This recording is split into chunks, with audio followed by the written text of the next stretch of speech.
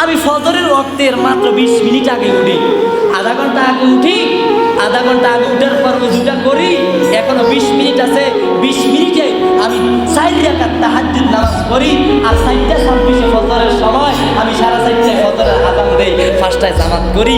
একই ওযুতে এক ঘুম ভাঙায় আমার তাহাজ্জুদ হইছে, আমার ফজর হইছে। আমি আল্লাহ আব্দুর রহমান থেকে আমি আব্দুল্লাহ হয়ে গেলাম, আমি আল্লাহর বান্দা থেকে আল্লাহর বন্ধু হয়ে গেলাম।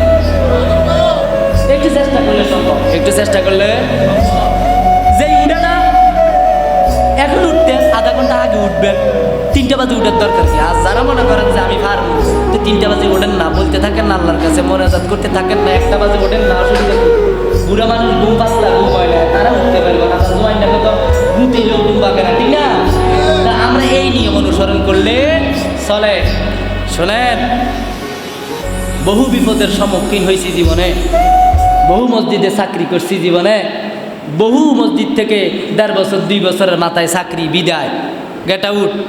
কিন্তু যখন দেখছি আমার এক ওস্তাদ আব্দুর রহমান, গোপন একটা ইবাদত ধরো, দেখবা মুশকিল আসান হয়ে যাব, সামনে পাহাড় রাস্তা হয়ে যাব, রাস্তা পাহাড় কাটি রাস্তা তৈরি হইব, তোমার মাথাত বাড়ি পড়িব, কিন্তু মাথাত না পড়ি সাইডে দিয়ে পড়িব।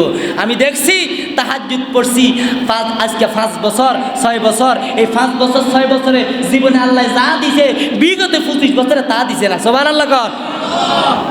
ধরেন তাহাজ্জুদ নামাজটা ধরেন, ছেলের বিপদ থাকতো না, মেয়ের স্বামীর ঘরে অশান্তি থাকতো না, শরীরের রোগ থাকতো না, মুসিবত থাকতো না, বালা থাকতো না, শত্রু থাকতো না, হিংসুক থাকতো না, নিন্দুক থাকতো না। তাহাজ্জুদ ধরেন, কি ধরবে?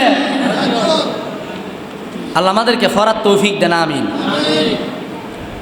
আর একটা গুরুত্বপূর্ণ ইবাদত